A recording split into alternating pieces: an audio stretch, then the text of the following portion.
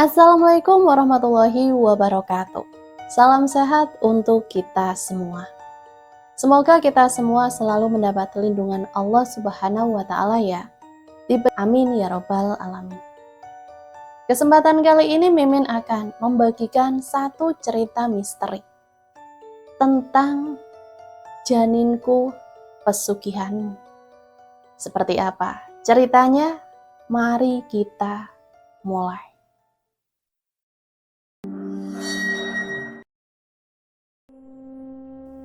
Malam itu dinginnya udara terasa menusuk hingga ke tulang. Gerimis kecil yang jatuh sejak sore hari kini berubah menjadi rintik-rintik hujan yang pelan namun tak henti. Di dalam rumah sederhana yang dindingnya sudah kusam termakan usia, puluhan orang duduk bersila di ruang tamu hingga teras. Mereka melantunkan ayat-ayat suci, memanjatkan doa dan mengirimkan Al-Fatihah. Ini adalah malam tahlilan pertama. Malam pertama setelah jenazah Siti dikebumikan. Siti, nama itu terdengar pilu di telinga kami. Seorang gadis muda, baru berusia 23 tahun, yang dikenal semua orang karena senyumannya yang selalu cerah dan suaranya yang lembut. Kematiannya begitu mendadak, begitu mengejutkan, hingga sulit dipercaya. Semua orang di desa itu masih terkejut, bertanya-tanya, apa yang terjadi padanya? Mengapa begitu cepat? Semua orang mengenal Siti. Ia bukan anak orang kaya atau punya jabatan tinggi. Ia hanya anak bungsu dari Pak Rahmat, seorang pensiunan guru SD, dan Bu Fatimah, ibu rumah tangga yang sehari-hari menjahit pakaian. Siti punya kakak laki-laki bernama Hasan. Hasan yang saat ini bekerja di kota lain. Karena itu saat mendengar kabar duka, Hasan langsung pulang. Saat malam tahlilan, Hasan duduk di sudut ruangan. Matanya sembab, wajahnya pucat. Sejak Siti meninggal, ia jadi lebih pendiam. Ia kehilangan nafsu makan dan sering terlihat bengong, seperti ada beban berat di pikirannya. Ia merasa bersalah karena tidak ada di samping adiknya di saat-saat terakhirnya. Hasan, kamu harus makan. Bisik Bu Fatimah menyentuh pundak putranya dengan lembut. Bu Fatimah juga tampak rapuh. Kerutan di wajahnya terlihat lebih dalam. Air mata terus mengalir tanpa suara.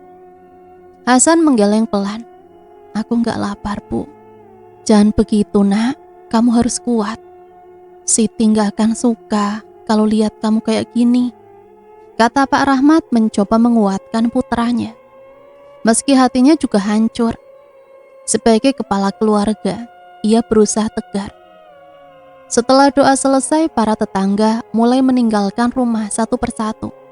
Hanya tersisa beberapa kerabat dekat dan teman-teman Siti yang masih bertahan. Mereka berkumpul di teras, membicarakan Siti dan kematiannya yang janggal. Siti meninggal karena sakit. Begitu laporan dari puskesmas. Namun banyak rumor yang beredar di desa itu. Rumor yang membuat bulu kuduk berdiri. Katanya Siti meninggal bukan karena sakit. Bisik seorang perempuan bernama Nina, salah satu sahabat Siti. Lalu karena apa? Tanya Mita, teman yang lain. Orang-orang bilang Siti meninggal karena bunuh diri. Katanya dia ditemukan gantung diri di kamar mandi. Makanya pemakamannya dipercepat. Sambung Nina. Mita terperanjat. Bunuh diri? Gak mungkin. Siti orang yang ceria, selalu positif. Dia gak mungkin seputus asa itu. Aku juga gak percaya, tapi itu yang kudengar. Ada juga yang bilang bukan bunuh diri, tapi ada makhluk halus yang mengikutinya. Makhluk itu yang mengambil nyawanya, kata Dini, teman yang lain lagi. Dini memang paling suka cerita-cerita mistis. Hus, jangan sembarangan bicara. Kematian itu sudah takdir. Tegur Bu Fatimah yang kebetulan mendengar percakapan mereka. Ia berjalan mendekat dengan nampan berisi teh hangat dan kue. "Maaf Bu, kami hanya membicarakan hal yang aneh-aneh." "Sudahlah, yang penting sekarang kita doakan Siti agar tenang di sana." Di dalam kamar Siti yang kini terasa begitu kosong, Hasan duduk di lantai, bersandar di kasur. Ia menatap kosong ke arah lemari pakaian Siti. Di atas meja belajarnya ada sebuah buku harian. Hasan mengambilnya, membuka halaman demi halaman. Buku harian itu penuh dengan tulisan tangan Siti yang rapi. Ia membaca beberapa bagian tentang rencana Siti untuk melanjutkan kuliah, tentang mimpinya menjadi perancang busana, dan tentang seseorang yang membuatnya resah. Hasan mulai membaca dengan lebih teliti. Tanggal 28 September, 3 hari sebelum Siti meninggal. Aku melihatnya lagi di bawah pohon beringin tua. Kali ini dia tidak hanya berdiri, dia tersenyum. Senyumannya sangat mengerikan. Aku tahu dia mengikutiku. Aku bisa merasakannya. Dia menginginkan sesuatu dariku. Aku takut, ya Allah. Aku sangat takut. Hasan mengerutkan dahi. Ia terus membaca. Tanggal 29 September. Dia datang ke kamarku tadi malam lewat jendela. Wujudnya tidak bisa dijelaskan. Matanya merah seperti api. Suaranya seperti bisikan angin di malam hari. Dia bilang, "Waktumu sudah dekat, Siti. Kita akan segera bersama." Aku berteriak, tapi suaraku tidak keluar. Tubuhku kaku, dan aku hanya bisa menangis dalam diam. Hasan menghentikan bacaannya. Jantungnya berdebar kencang. Ia tahu adiknya bukan tipe orang yang suka mengarang cerita. Ini bukan lelucon. Tapi apa makhluk yang dimaksud Siti? Mengapa ia tidak pernah menceritakan ini pada keluarga? Hasan menutup buku itu dan meletakkan kembali. Pikirannya dipenuhi pertanyaan. Ia memutuskan untuk mencari tahu lebih dalam. Mungkin ada sesuatu yang tersembunyi. Sesuatu yang menjadi penyebab kematian adiknya. Malam semakin larut. Lampu-lampu di rumah Pak Rahmat mulai dimatikan satu persatu. Suara jangkrik dan gerimis hujan menjadi satu-satunya melodi malam. Hasan masih duduk di kamar Siti, diam dalam kegelapan. Ia memandang keluar jendela, tempat yang Siti tulis di buku hariannya. Ia melihat sebuah bayangan berdiri di bawah pohon beringin tua. Bayangan itu tinggi, kurus, dan mengenakan pakaian serba putih. Jaraknya lumayan jauh, tapi Hasan bisa melihatnya dengan jelas. Bayangan itu perlahan-lahan mengangkat tangannya, seolah melambai ke arahnya. Tangan itu panjang, yang melengkung. Hasan merasakan tengkuknya merinding. Ia menggosok matanya, tidak percaya dengan apa yang dilihatnya. Namun saat ia membuka mata, bayangan itu masih ada di sana. Kali ini bayangan itu mulai berjalan perlahan-lahan ke arah rumahnya. Hasan buru-buru menutup jendela. Jantungnya berdegup kencang. Ia yakin ada yang tidak beres. Kematian Siti bukan sekedar takdir. Ini adalah awal dari sebuah teror. Hasan berjanji pada dirinya sendiri. Ia akan mengungkap misteri di balik kematian adiknya. Ia harus mencari tahu apa yang terjadi pada Siti dan siapa atau apa yang menjadi penyebabnya. Ia tidak akan membiarkan arwah Siti gentayangan dalam ketakutan. Ia akan menemukan jawabannya, meskipun itu berarti ia harus berhadapan dengan sesuatu yang di luar nalar. Ini adalah janji seorang kakak. Hasan menarik nafas dalam. Di dalam kegelapan ia berdoa, "Tolong lindungi aku, Siti. Lindungi kami semua." Pagi harinya hujan telah reda. Langit masih terlihat kelabu, seolah turut berduka. Setelah sarapan, Hasan meminta izin kepada kedua orang tuanya untuk pergi ke makam Siti. Mereka mengizinkan, namun Bu Fatimah berpesan agar Hasan segera kembali sebelum sore. "Jangan lama-lama di sana, Nak, Ibu khawatir," pesannya dengan suara parau. Hasan mengangguk. Ia berjalan kaki menuju pemakaman. Jalanan terasa sepi. Rumput-rumput basah oleh embun dan rintik hujan semalam. Hawa dingin masih terasa menusuk. Setiap langkah yang diayunkan Hasan terasa berat, seolah ia memikul beban yang tak kasat mata. Pikirannya melayang, mengingat kembali bayangan mengerikan yang dilihatnya di bawah pohon beringin. Hasan tidak yakin apakah itu nyata atau hanya halusinasi akibat kelelahan dan kesedihan yang mendalam. Namun firasatnya mengatakan itu nyata, dan firasat itu pula yang membuatnya harus pergi ke makam. Sesampainya di pemakaman, Hasan berhenti sejenak. Kuburan-kuburan tua berjejer rapi. Nisan-nisan yang sudah lapuk dan tertutup lumut menjadi pemandangan yang menyedihkan. Di ujung sana, di bawah pohon kamboja yang rindang, Hasan melihat makam Siti. Nisan putihnya masih terlihat baru. Taburan bunga mawar dan melati masih segar. Hati Hasan terasa hancur. Ia berjalan perlahan mendekati makam itu. Di sana ia berjongkok, membersihkan dedaunan kering yang jatuh di atas makam. Ia menyentuh tanah yang masih gembur dengan lembut. "Maafkan aku, Siti, aku gak ada di sampingmu," bisik Hasan. Air matanya menetes jatuh di atas tanah makam. Tiba-tiba ia merasakan ada sesuatu yang aneh. Bukan di makam Siti, melainkan di sekitarnya. Udara terasa lebih dingin.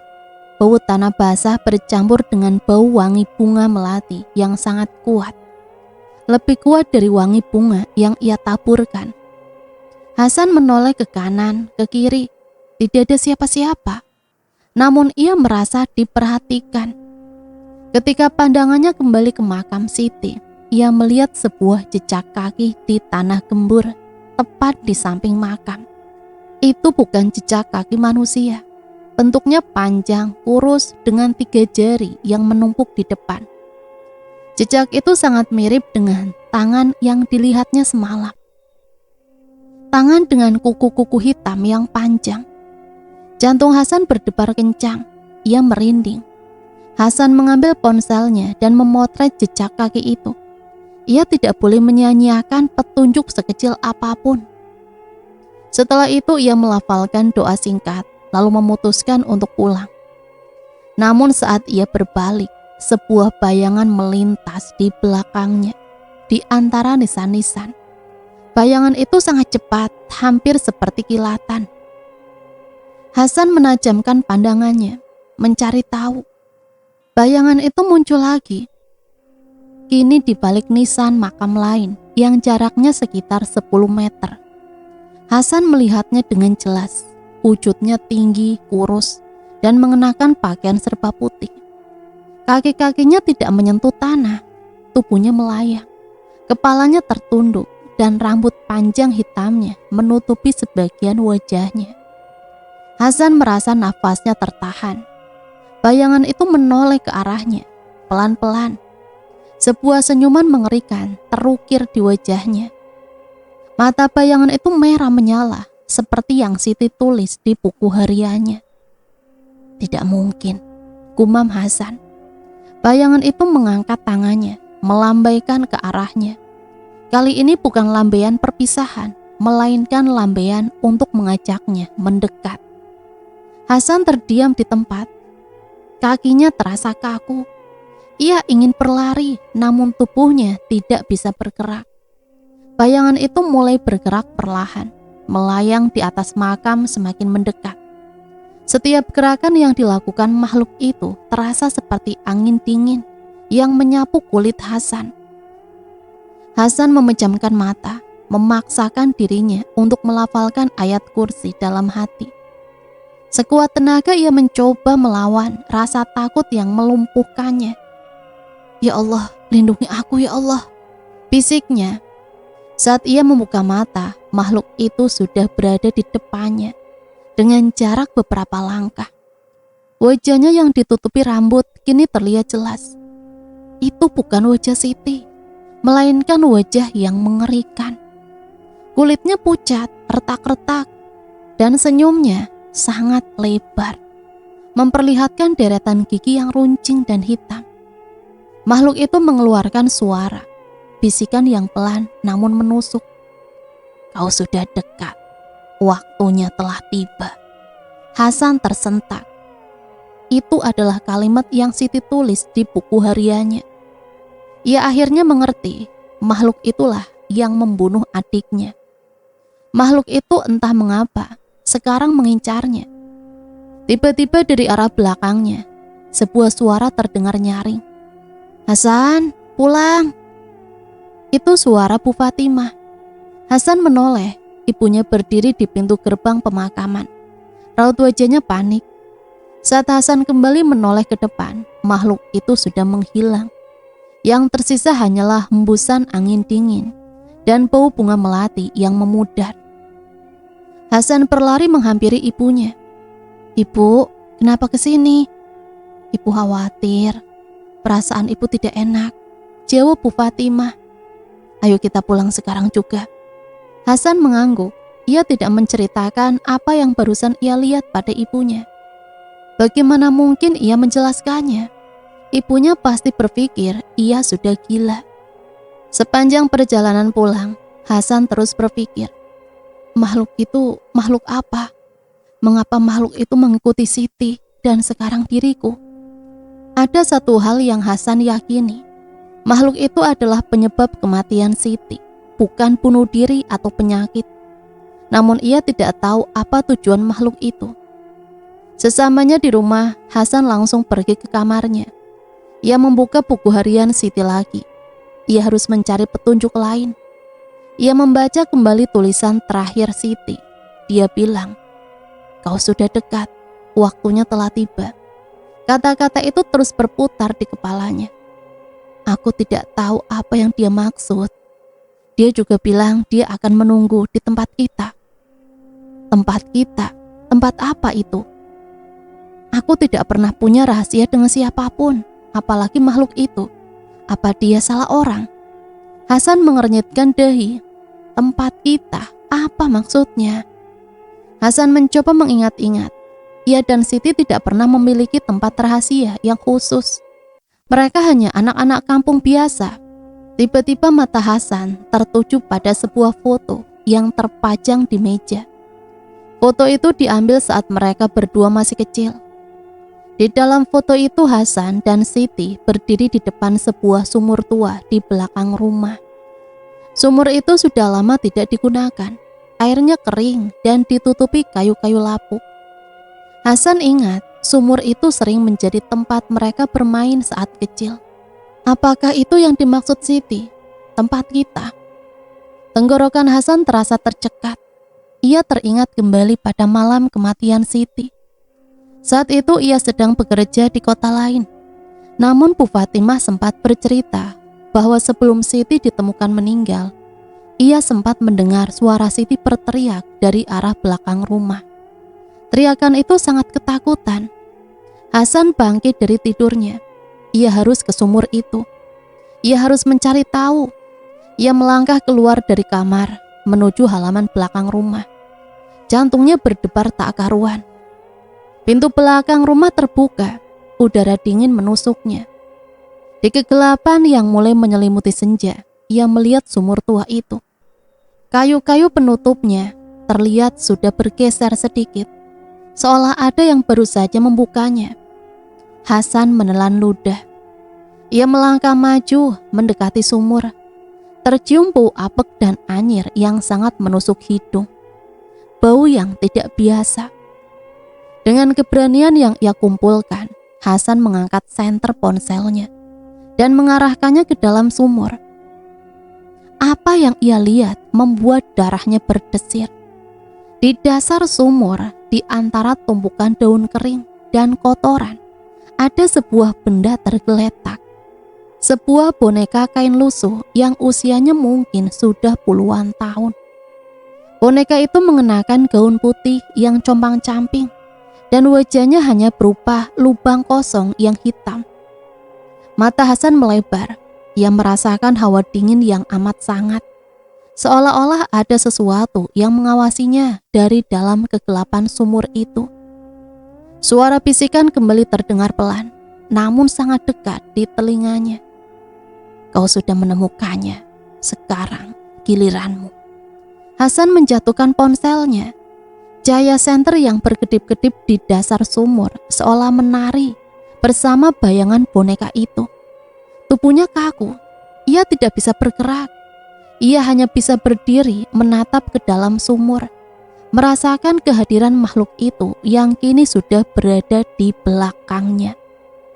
Bayangan di belakang Hasan terasa dingin, lebih dingin dari udara malam manapun. Bulu kuduknya berdiri. Ia memejamkan mata, memaksakan dirinya untuk tetap diam. Ia merasakan nafas yang berat, berbau anyir, menghembus di tengkuknya. Suara bisikan yang sama kembali terdengar. Kali ini lebih jelas, seolah datang dari segala arah. Kau tidak bisa lari seperti Siti. Hasan membuka mata. Dengan segenap kekuatan, ia membalikkan badan. Namun tidak ada apa-apa di sana. Hanya kegelapan dan udara malam. Ia menoleh ke arah sumur. Boneka kain lusuh di dasar sumur itu kini menengadah, seolah menatapnya. Di dalam lubang kosong yang seharusnya menjadi wajah boneka itu, Hasan melihat 2 titik merah menyala, persis seperti mata makhluk yang ia lihat di makam. Ini tidak nyata, ini tidak nyata. Hasan mencoba meyakinkan dirinya sendiri. Tiba-tiba dari dalam sumur terdengar suara tawa anak kecil yang melengking, penuh dengan nada kejahatan. Tawa itu berubah menjadi tangisan pilu. Tangisan yang sangat ia kenali, tangisan Siti. Kak Hasan, tolong aku Kak. Aku dingin di sini Kak. Suara Siti terdengar lemah, seolah datang dari dasar sumur. Hasan merasakan hatinya teriris. Ia ingin meraih tangan adiknya, menariknya keluar dari lubang gelap itu. Namun akal sehatnya menahannya. Ia tahu itu bukan Siti, itu adalah tipuan. Jari-jari kurus yang mengerikan itu, jejak kaki di makam, bisikan-bisikan yang menakutkan, itu semua ulah makhluk yang mengincar keluarganya. Hasan mundur beberapa langkah, kakinya terasa lemas. Ia harus kembali ke dalam rumah mencari pertolongan. Tapi saat ia berbalik, pintu belakang yang tadi terbuka ini sudah tertutup rapat. Lampu teras padam meninggalkan halaman belakang dalam kegelapan total. Ia melihat ke sekeliling mencari celah. Pagar di sekeliling rumah tinggi dan terkunci. Ponselnya yang jatuh di dekat sumur kini gelap, baterainya habis. Hasan merasa terperangkap. Lalu ia melihatnya lagi. Makhluk itu dengan wujud yang mengerikan kini berdiri di atas sumur. Pakaian putihnya yang compang-camping berkibar perlahan. Meski tak ada angin, rambut hitam panjangnya menutupi sebagian wajah. Namun senyuman runcing yang mengerikan itu tetap terlihat. Kau harus menemaninya, Hasan. Dia menunggumu. Bisik makhluk itu, suaranya seperti gesekan tulang kering. Makhluk itu perlahan melayang, turun dari atas sumur, melangkah tanpa menyentuh tanah, mendekati Hasan. Hasan mundur panik. Ia terjebak di antara sumur dan makhluk itu. Ia harus melakukan sesuatu. Tiba-tiba ia teringat pada cerita-cerita yang sering didengarnya dari kakeknya. Untuk mengusir makhluk jahat, ia harus berani. Tidak boleh menunjukkan rasa takut dan mengucapkan doa atau ayat suci. Dengan nafas terengah-engah, Hasan mencoba menenangkan diri. Ia mengangkat tangannya dan melafalkan ayat kursi. Setiap kata yang diucapkan, makhluk itu tampak terkejut. Tubuhnya bergetar dan senyuman di wajahnya memudar. Makhluk itu mengeluarkan suara geraman yang mengerikan seolah kesakitan. Makhluk itu berteriak nyaring, bukan teriakan biasa, melainkan teriakan yang terdengar seperti suara ratusan piring pecah. Suara itu begitu mengerikan hingga membuat telinga Hasan berdengung. Namun ia tidak berhenti. Makhluk itu akhirnya mundur kembali ke arah sumur. Dengan tergesa-gesa, ia melompat ke dalam lubang gelap itu dan menghilang. Suara teriakan dan tawa yang tadi menggema kini digantikan oleh kesunyian yang mencekam. Hasan duduk lemas di tanah, keringat dingin membanjiri tubuhnya. Ia berhasil mengusir makhluk itu untuk sementara, tapi ia tahu makhluk itu tidak akan menyerah. Dengan tangan gemetar, Hasan bangkit dan memungut ponselnya. Ia mencoba menyalakan dan syukurlah baterainya masih ada sedikit, cukup untuk menyalakan senter. Dengan cahaya yang berkedip-kedip, ia mengarahkan senternya ke dalam sumur. Boneka kain itu kini sudah tidak terlihat.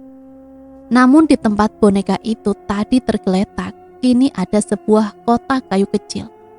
Kotak itu terlihat sangat tua, seolah terkubur di sana selama puluhan tahun. Hasan memutuskan untuk mengambilnya dengan sebuah tongkat yang ia temukan di dekat situ.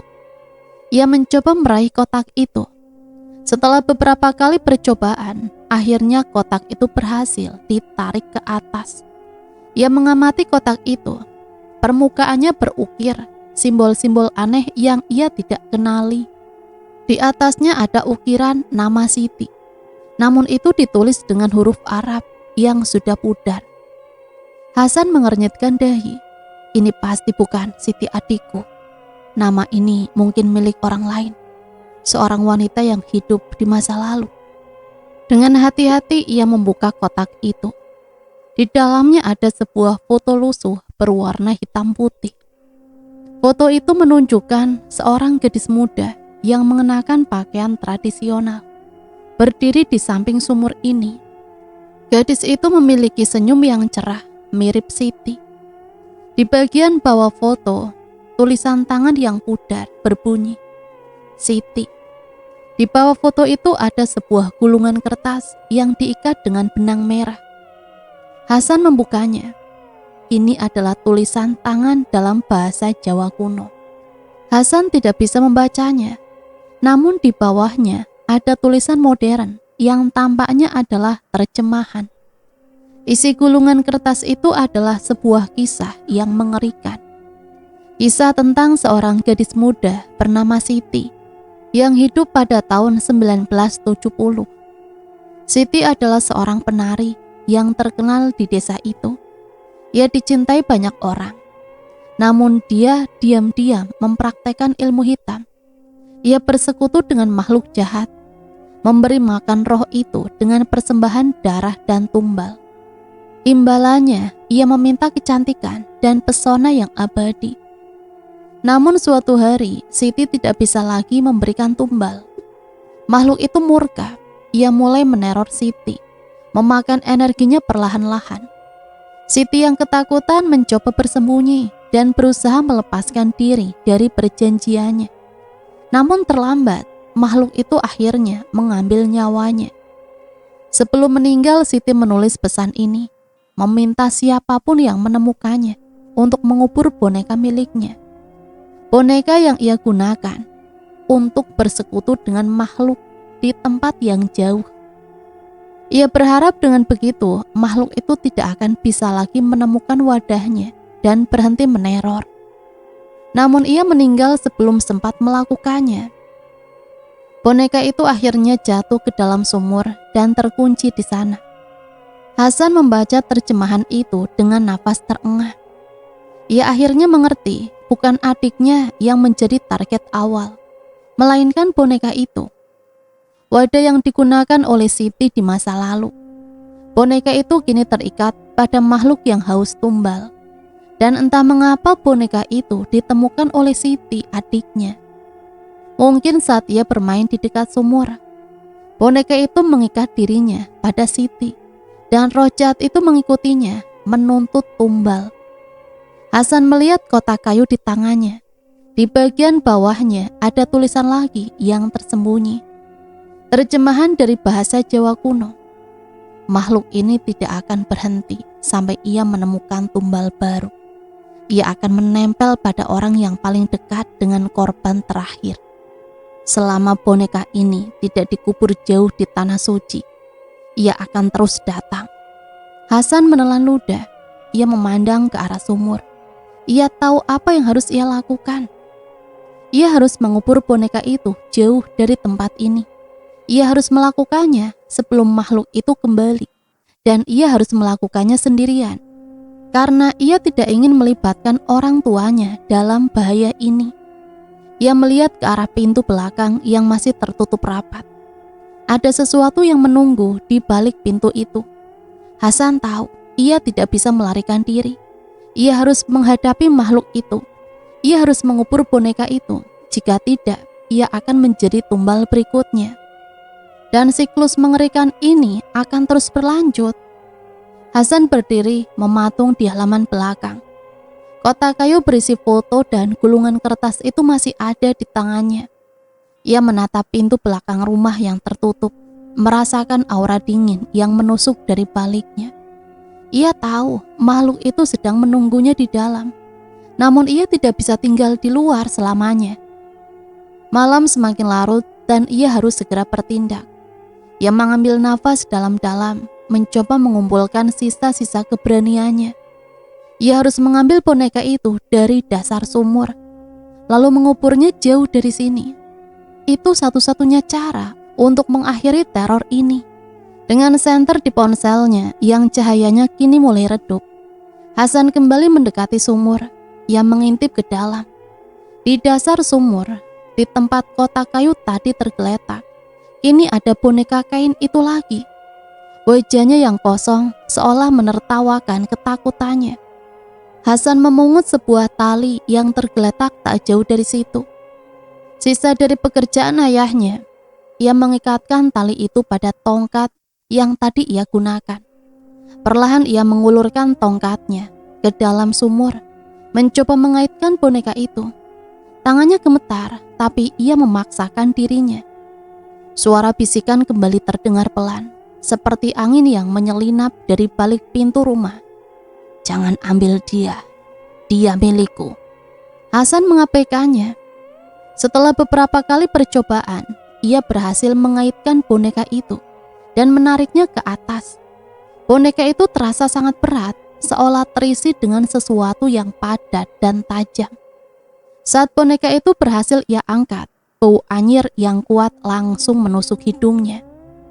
Ia meletakkan boneka itu di tanah, jauh dari sumur. Ia tak berani menyentuhnya secara langsung. Kini tugas berikutnya adalah keluar dari halaman belakang ini.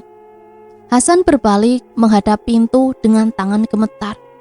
Ia memutar gagang pintu.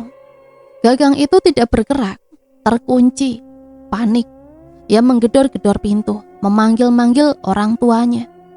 Ayah, Bu, tolong buka pintunya. Namun tidak ada jawaban. Hasan tahu ia tidak sendiri. Ada sesuatu di balik pintu itu yang membuatnya terkunci. Ia mengarahkan senter ponselnya ke kaca pintu. Kaca itu sangat kotor, namun ia bisa melihat bayangan di baliknya. Bayangan itu tinggi, kurus, dan berdiri di sana, mengawasinya. Kau tidak bisa masuk, kau tidak bisa lari. Suara makhluk itu berbisik di telinganya. Hasan mundur, merasa putus asa. Ia melirik ke sekeliling, mencari jalan keluar lain. Ia melihat pagar di ujung halaman. Pagar itu tinggi, namun ada sebuah celah kecil di bawahnya. Hasan tidak akan bisa melewatinya, tapi boneka itu mungkin bisa. Ide gila muncul di kepalanya. Ia akan melempar boneka itu keluar pagar, lalu mencari jalan keluar di depan rumah. Ia menggendong boneka itu dengan tongkat, mencoba agar tangannya tidak bersentuhan langsung dengan boneka itu. Berat boneka itu terasa aneh, seolah ada yang menahannya untuk pergi. Dengan sedikit tenaga, ia melempar boneka itu. Boneka itu melayang, namun tiba-tiba tali dari tangan boneka itu melilit pagar. Boneka itu menggantung di pagar, seolah tidak mau dilempar. Tangan Hasan gemetar dan ia menjatuhkan tongkat itu. Boneka itu kini tergantung di pagar, menghadap ke arahnya. Dua mata merahnya menyala di kegelapan. Kau tidak akan lari darinya, bisik suara itu. Dari arah pintu terdengar suara gedoran keras. Pintu itu bergetar. Hasan menoleh dan ia melihat bayangan makhluk itu di balik kaca. Kali ini bayangan itu bergerak. Pintu itu berderit.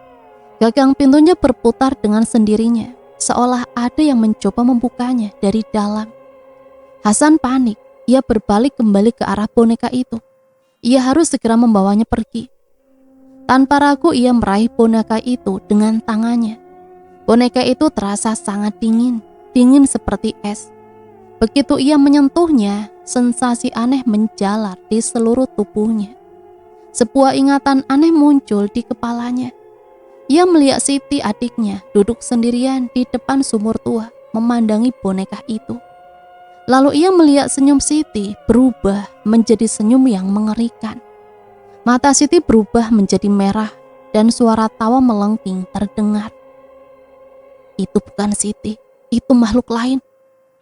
Makhluk itu merasuki Siti. Hasan tersentak. Ingatan itu hilang secepat ia datang. Ia kini tahu makhluk ini bukan hanya mengincar tumbal, tapi juga ingin merasuki orang yang menyentuh boneka ini. Dengan keberanian yang tersisa, Hasan membuka gerbang pagar. Gerbang itu tidak terkunci. Sebuah kelegaan kecil di tengah kekacauan. Ia keluar membawa boneka itu di satu tangannya. Ia harus pergi ke hutan kecil di belakang desa.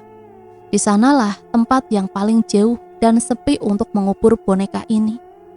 Ia berjalan cepat di jalan setapak yang gelap. Hanya diterangi oleh cahaya remang dari bulan. Hutan itu beranjak sekitar 2 kilometer. Setiap langkah yang ia ambil terasa berat, seolah ada yang menarik kakinya. Ia menoleh ke belakang. Di belakangnya, di sepanjang jalan ia melihat bayangan putih melayang mengikuti langkahnya. Makhluk itu mengikutinya perlahan-lahan seperti pemburu yang sedang mengawasi mangsanya. Ia terus berjalan, tidak berani menoleh lagi. Tiba-tiba ia mendengar suara langkah kaki di depannya. Langkah-langkah itu terasa berat seperti langkah orang yang terseret. Hasan menghentikan langkahnya. Ia mengarahkan senter ponselnya ke depan. Sebuah sosok muncul dari kegelapan. Itu adalah sosok seorang wanita dengan rambut panjang dan pakaian putih. Siti, gumam Hasan. Sosok itu menoleh. Itu adalah Siti. Wajahnya pucat pasi, matanya kosong, dan senyumannya persis seperti senyum yang ia lihat di makam. Kau sudah datang, Kak. Aku menunggumu. Bisik sosok itu, suaranya terdengar seperti bisikan di makam, namun lebih jelas. Hasan mundur. Kau bukan Siti. Pergi dariku. Sosok itu tertawa. Tawanya terdengar dingin dan mengerikan. Aku adalah Siti. Kau yang membawanya. Sosok itu menunjuk ke arah boneka yang digendong Hasan. Boneka ini adalah diriku. Dan sekarang kau adalah tumbalku. Sosok itu mengangkat tangannya. Kuku-kuku panjangnya dan hitam. Perlahan ia melayang maju mendekati Hasan. Hasan menjatuhkan boneka itu dan mundur panik. Ia tidak tahu apa yang harus ia lakukan. Ia tidak bisa melawan sosok itu. Di belakangnya ia mendengar suara langkah kaki yang terseret lagi.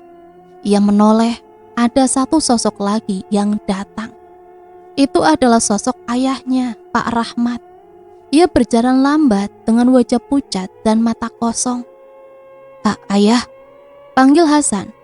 Sosok Pak Rahmat menoleh. Wajahnya tersenyum mengerikan seperti wajah Siti.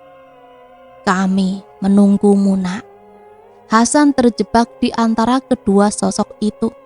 Ia tidak tahu apa yang harus ia lakukan. Di depan ada sosok Siti dan di belakang ada sosok ayahnya. Ia tahu mereka bukanlah orang tuanya. Mereka hanyalah tipuan dari makhluk itu. Hasan terjebak di antara kedua sosok itu. Ia tidak tahu apa yang harus ia lakukan. Dengan sekuat tenaga, Hasan berlari mengambil boneka itu dan melarikan diri ke dalam hutan, meninggalkan kedua sosok itu di belakang. Ia berlari secepat yang ia bisa. Hutan itu gelap dan lebat. Pohon-pohon terlihat seperti tangan yang menjulur mencoba meraihnya. Di belakangnya suara-suara aneh mulai terdengar. Suara langkah kaki, bisikan, dan tawa yang mengerikan. Semua suara itu seolah-olah mengikutinya. Hasan tidak berani menoleh. Ia harus terus berlari. Ia harus mengubur boneka ini. Hanya itu satu-satunya cara. Ia terus berlari, nafasnya tersengal-sengal. Ia jatuh. Boneka itu terlepas dari tangannya. Ia menoleh. Di belakangnya, ia melihat puluhan sosok berdiri di antara pepohonan. Semuanya mengenakan pakaian putih dengan wajah pucat dan mata merah yang menyala. Semuanya adalah korban-korban makhluk itu.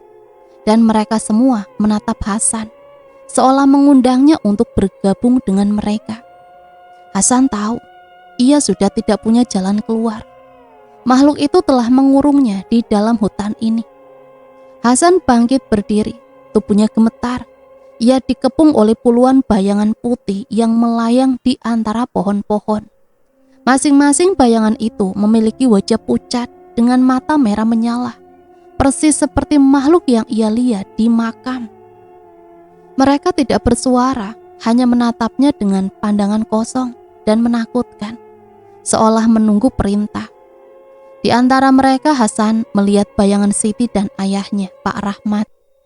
Mereka berdiri di depan, wajah mereka tersenyum mengerikan, mengisyaratkan Hasan untuk menyerah. "Tidak, kalian bukan mereka," bisik Hasan, air matanya menetes. Tiba-tiba suara tawa melengking dari pohon tertinggi. Tawa itu terdengar seperti suara anak kecil, namun sangat jahat. Di atas dahan Hasan melihat makhluk itu dengan wujud yang lebih mengerikan dari sebelumnya. Rambutnya kini bergerak-gerak seperti ular dan wajahnya dipenuhi retakan yang mengeluarkan cahaya merah redup. Ia menatap Hasan dengan mata yang penuh kebencian dan kemenangan. "Boneka itu, berikan padaku," bisik makhluk itu. Suaranya menggelegar. Hasan melirik ke arah boneka kain yang tergeletak di dekatnya. Boneka itu tampak bersinar redup, seolah mengeluarkan energi jahat. Makhluk itu melompat turun dari pohon, mendarat dengan suara berdebung. Tanah di sekitarnya menjadi gersang dan dedaunan yang tadinya hijau kini layu. Hasan tahu ia tidak bisa lari lagi. Ia harus melawan. Ia teringat kembali pada tulisan di gulungan kertas. Selama boneka ini tidak dikubur jauh di tanah suci, ia akan terus datang. Hasan mengerti ia harus mengubur boneka itu di tempat yang aman, di tempat yang dilindungi. Ia teringat akan sebuah makam keramat di puncak bukit yang sering diceritakan kakeknya. Makam seorang ulama besar. Tempat itu dianggap suci. Dengan tekad yang membara, Hasan mengambil boneka itu. Sensasi dingin yang menjalar di seluruh tubuhnya kembali terasa. Namun ia memaksakan diri. Ia melihat ke arah makhluk itu, lalu berbalik dan mulai berlari. "Bodoh, kau tidak bisa lari dariku," teriak makhluk itu. Suaranya menggelegar di seluruh hutan. Hasan terus berlari, menerobos semak-semak dan pepohonan. Ia bisa mendengar suara jeritan dan bisikan dari para arwah penasaran yang mengikutinya. Mereka tidak lagi melayang. Mereka kini berlari mengejar Hasan dengan kecepatan yang luar biasa. Di antara mereka, ia bisa mendengar suara tawa dan tangisan Siti memanggil namanya. Ia tidak menoleh, ia terus berlari. Nafasnya terengah-engah, paru-parunya terasa terbakar. Namun ia tidak berhenti. Makam keramat itu tidak terlihat jauh. Jika ia bisa sampai di sana, ia akan selamat. Tiba-tiba sebuah akar pohon menjulur dan melilit kakinya. Hasan terjatuh. Boneka itu terlepas dari tangannya. Ia menoleh dan melihat makhluk itu sudah berada di depannya. Di belakang makhluk itu, para arwah penasaran kini berdiri, membentuk lingkaran, menjebak Hasan. Makhluk itu mengangkat tangannya. Tangan itu kini memiliki kuku-kuku yang panjang dan runcing. Ia melayang ke arah Hasan. "Aku akan mengambilmu.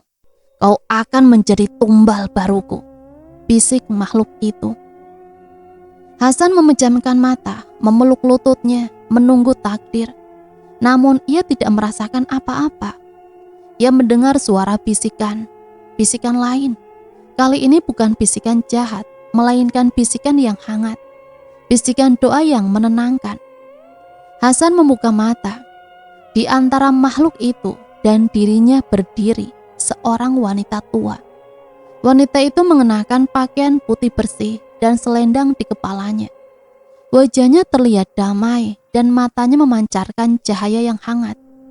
Wanita itu mengangkat tangannya dan melantunkan doa. Suaranya terdengar merdu namun sangat berwibawa. Setiap kata yang diucapkan wanita itu, makhluk itu berteriak kesakitan. Tubuhnya mengeluarkan asap hitam dan retakan di wajahnya semakin besar. Para arwah penasaran di sekitarnya juga menjerit, mundur, dan perlahan menghilang. Sosok Siti dan Pak Rahmat menoleh ke arah Hasan. Wajah mereka kembali normal. Senyum tulus terukir di bibir mereka, seolah berterima kasih. Lalu mereka menghilang. "Siapa kau?" tanya Hasan terkejut. "Aku penjaga tempat ini," jawab wanita tua itu. "Aku telah mengawasi pergerakannya sejak lama. Makhluk ini tidak bisa memasuki tempat suci." Wanita itu menunjuk ke arah makam keramat di puncak bukit. "Kau harus mengubur boneka itu di sana." Hasan mengambil boneka itu. Makhluk itu dengan sisa-sisa kekuatannya mencoba menyerang wanita tua itu. Namun wanita itu hanya mengangkat tangannya. Sebuah energi tak kasat mata mendorong makhluk itu mundur. Makhluk itu menjerit dan tubuhnya mulai pecah, berubah menjadi asap hitam. "Tidak, aku tidak akan menyerah. Aku akan kembali," teriak makhluk itu sebelum akhirnya menghilang, menyisakan bau anyir yang kuat. Hasan melihat ke arah wanita tua itu. Terima kasih banyak." Wanita itu tersenyum. "Cepatlah, waktu kita tidak banyak. Kuburlah boneka itu sekarang juga." Hasan mengangguk. Ia berlari ke arah makam keramat itu. Ia menggali lubang dengan tangannya, meletakkan boneka itu di dalamnya, dan menutupinya dengan tanah. Ia menaburkan bunga dan melafalkan doa. Saat ia selesai, ia merasa sebuah beban berat terangkat dari pundaknya. Udara di sekitarnya terasa lebih bersih dan hembusan angin terasa sejuk. Ia berbalik ingin mengucapkan terima kasih lagi kepada wanita tua itu. Namun wanita itu sudah tidak ada di sana. Hasan kembali ke jalan setapak, melangkah lebih ringan. Ia tahu bahwa bahaya sudah berakhir. Ia telah menyelamatkan dirinya sendiri dan juga arwah Siti, serta orang-orang lain yang menjadi tumbal. Ia berjalan kembali ke rumahnya. Malam sudah sangat larut, namun ia merasa lega.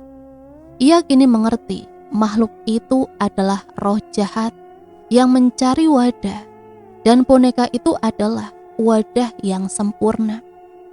Siti adiknya hanyalah korban yang tidak sengaja menemukan boneka itu.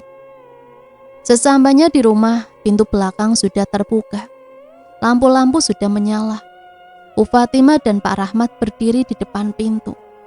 Wajah mereka penuh kekhawatiran. "Hasan, kamu dari mana saja? Kami mengkhawatirkanmu, nak," kata Bu Fatimah sambil memeluknya. Hasan membalas pelukan ibunya. "Maaf Bu, aku hanya jalan-jalan." Ia tidak menceritakan apapun yang terjadi pada mereka.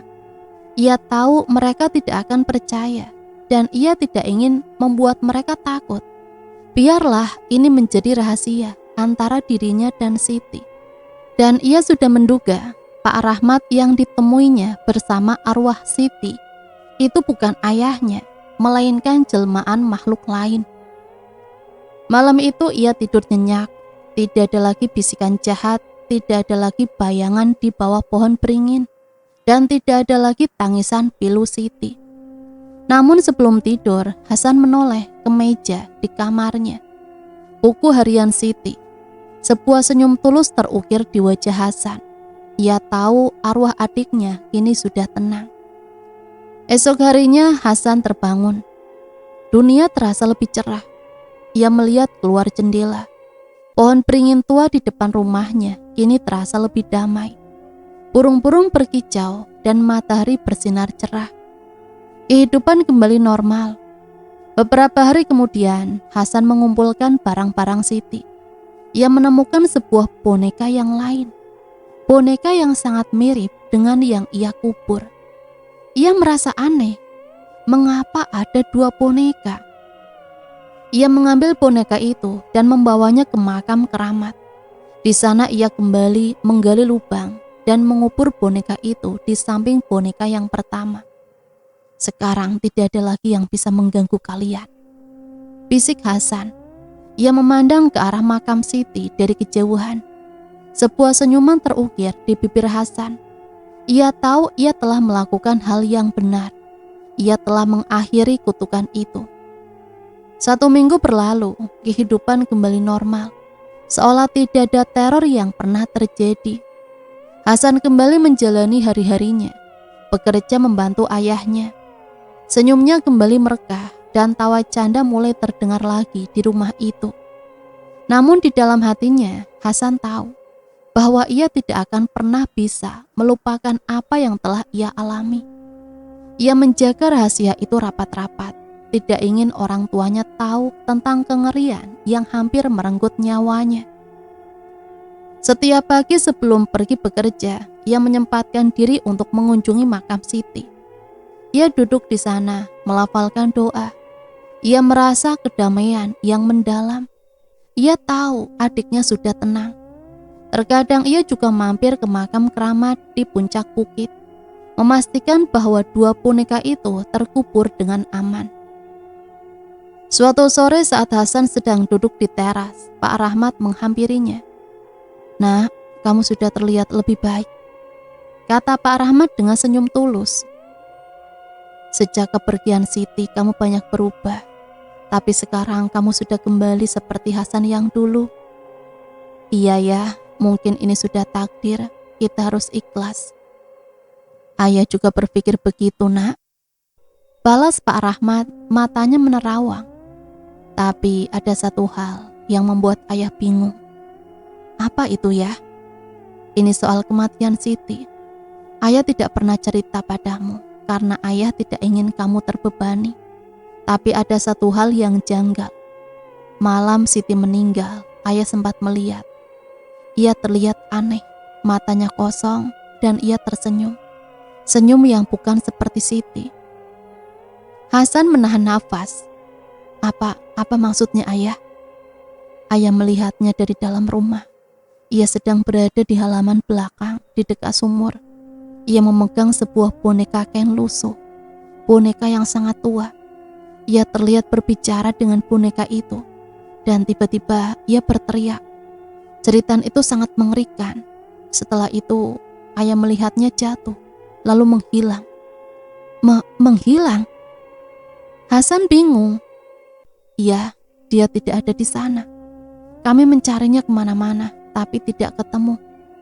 Lalu saat kami kembali ke dalam rumah, dia sudah ada di kamar mandi. Sudah tidak bernyawa." Jelas Pak Rahmat. Suaranya bergetar. Hasan terkejut. Jadi Siti meninggal di kamar mandi. Tapi ayah melihatnya jatuh di sumur. "Begitulah, ayah juga bingung. Kami pikir ayah hanya salah lihat karena panik.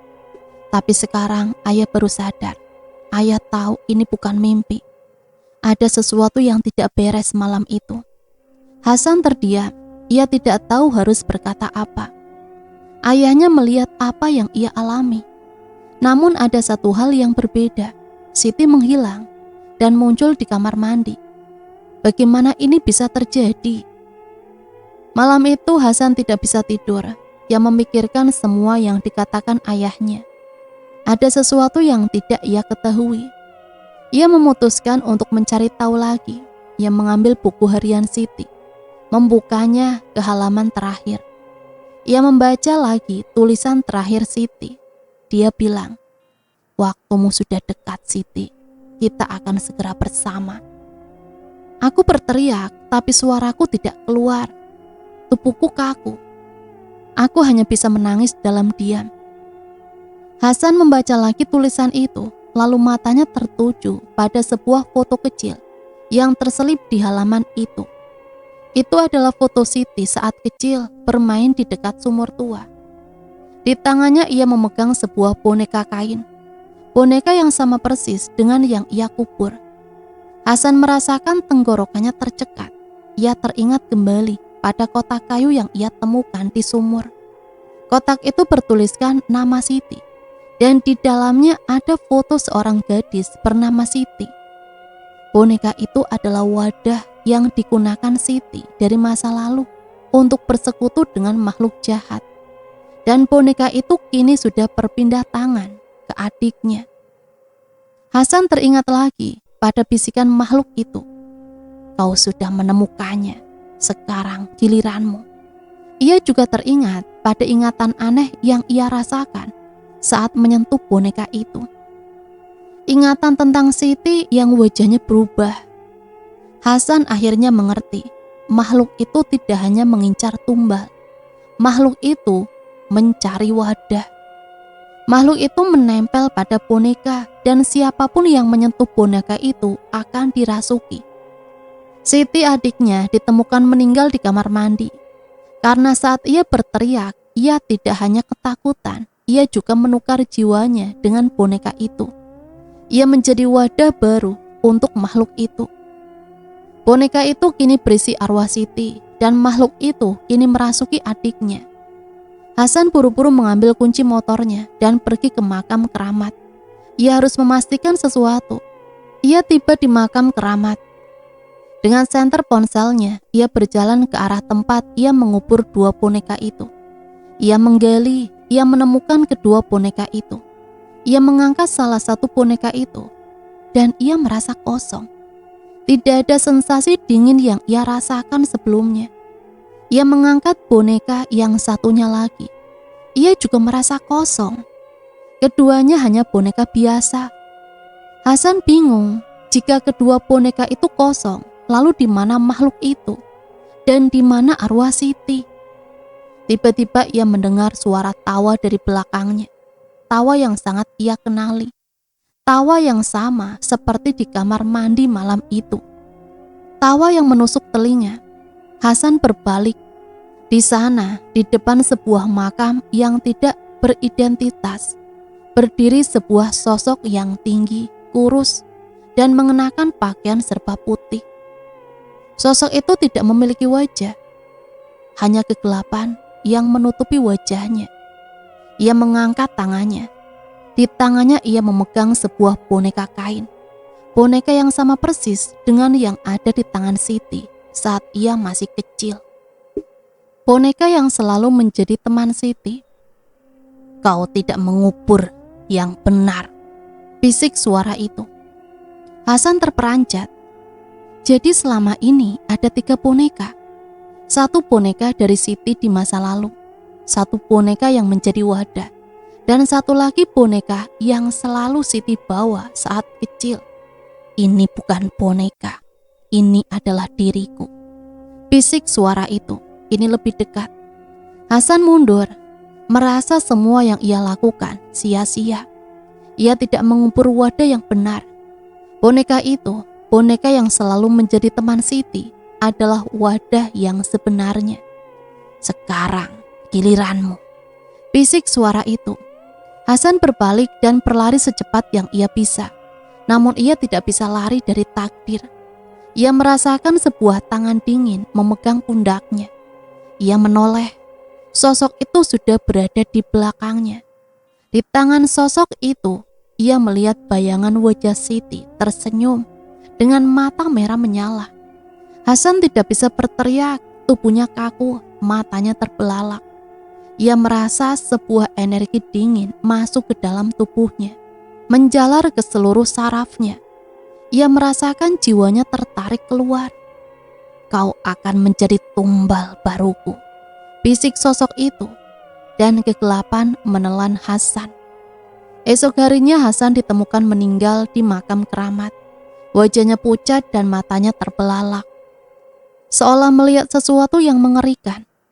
Di sampingnya tidak ada apa-apa, hanya tanah gembur dan beberapa taburan bunga. Malam itu di rumah yang kini sepi, Pak Rahmat dan Bu Fatimah menangis. Mereka tidak mengerti mengapa kedua anak mereka meninggal dengan cara yang tragis. Mereka tidak tahu bahwa di dalam kegelapan, sebuah boneka lusuh yang kini siap untuk mengikat jiwa baru. Dan cerita selesai sampai di sini. Semoga cerita ini bisa menemani hari-hari teman-teman semua ya. Sampai di sini Mimin pamit undur diri, mohon maaf apabila banyak salah kata. Matur nuwun, wassalamualaikum warahmatullahi wabarakatuh.